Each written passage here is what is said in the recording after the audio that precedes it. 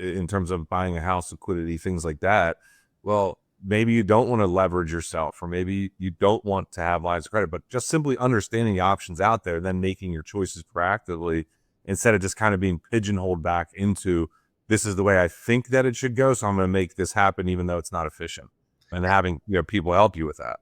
And Nick, it's like the strategy, right? It's the strategy leading up to that. And you may not you may not have to pull from that for 2 years, but the fact that you're at least working and setting things up in place for if you do, or you do have a great opportunity, that it's there. And you don't want to do it on the back end where you need to pull cash in 24 or 48 hours and you're scrambling, you're robbing Peter to pay Paul, and you're taking out ridiculous hard money loans at 14% and 2 points. Like that's what happens in our world, rather than just having these things in place.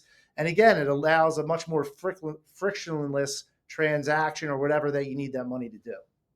And work your way in reverse, right? Like switch out and look at some of the best deals you've probably done is probably the distressed seller. So someone who didn't have things in order, they didn't have equity, they didn't have liquidity, and they have to sell, your client or you a really nice property because they just can't make it work.